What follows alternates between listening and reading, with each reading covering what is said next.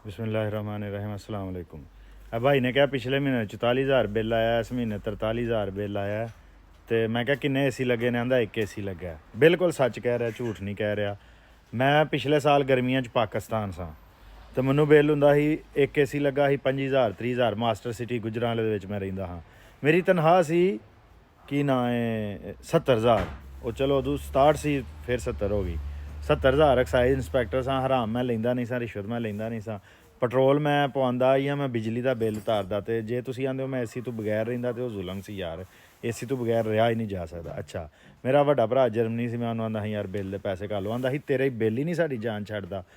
घर दे मैनू सारे भैन भरा वड्डे मेरा मजाक उड़ाते हैं, बिल बिल रोंदा रहिंदा। यार जो मेरी तनख्वाह ही 70,000 सी ते मैं बिल रोना सी, जो मेरी अद्धी तनख्वाह बिल च टुर जांदी सी। तो पाकिस्तान दे विच बिजलियां दियां कंपनियां जिहड़े पाकिस्तान के वड्डे वड्डे वकील ने, मैनू हर रोज़ सदर दे इलैक्शन, सैकटरी दे इलैक्शन, जनरल सैकटरी दे इलैक्शन, आला ला ला ला ला रोटी खा रहे ने, भंगड़े पा रहे ने। वो किहड़ा तुसां कारनामा कीता? तुसीं जे तुसीं वाकई वकील हो, तुहानूं पाकिस्तान के कानून का पता, पहलां तो कानून बदलो जिहड़ा हाले तक अंग्रेज़ां दा, तो काली वर्दी बदलो जिहड़ी तुहाडी गुलामी की निशानी है। अपने प्यो दादे का लिबास पाओ, अपने अल्लाह ते रसूल का कुरान है उन्होंने कानून बनाओ अपना। तो दूजी गल तुसी सदर सुप्रीम कोर्ट बार, लाहौर बार एसोसीएशन, फलान ढगान, बड़ी ताकत है ना तुहाडे च। तो जेडे बिजली दियां कंपनियां वाले लुट रहे हैं पूरे पाकिस्तान, उन्होंने मालकां दे नाम दसो। पाकिस्तान के सहाफ़ी जेडे ने उन्हों का फर्ज है। हामद मीर उल परल जिहड़ा 10-20 अरब डॉलर, मैं सुन रहा हाँ 10 अरब रुपया महीने का उन्होंने दे रहे हैं PPs ਨੂੰ ਬਿਜਲੀ ਪੈਦਾ ਕਰਨ ਵਾਲਿਆਂ ਨੂੰ, ਜਿਹੜੇ ਬਿਜਲੀ ਪੈਦਾ ਹੀ ਨਹੀਂ ਕਰ ਰਹੇ। ਇਹ ਜ਼ੁਲਮ ਹੋ ਰਿਹਾ। ਇਹਦੇ ਜੱਜ ਵੀ ਮੁਲਵਸ ਨੇ, ਇਹਦੇ 'ਚ ਬਿਊਰੋਕਰੇਟ ਵੀ ਮੁਲਵਸ ਨੇ, ਇਹਦੇ ਸਿਆਸਤਦਾਨ ਵੀ ਮੁਲਵਸ ਨੇ। ਜਿਹੜਾ ਵੀ ਚੋਪੇ ਉਹ ਨਾਲ ਰਲਿਆ, ਸ਼ਰੀਕੇ ਜੁਰਮ ਨਾ ਹੋਤੇ तो मंजरी करते। ਇੰਨਾ ਜ਼ੁਲਮ ਹੈ ਕਿ ਅਸੀਂ ਉਹਦੇ ਖਿਲਾਫ ਬੋਲੀਏ ਤੇ ਆਂਦੇ ਨੇ ਕਿ ਜ਼ਾਲਮਾਂ ਦੇ ਖਿਲਾਫ ਬੋਲਣਾ ਵੀ ਜਿਹੜਾ ਉਹਦੇ ਨਾਲ ਵੀ ਸਾਡੇ ਘਰਦਿਆਂ ਨੂੰ ਖਤਰਾ ਹੈ।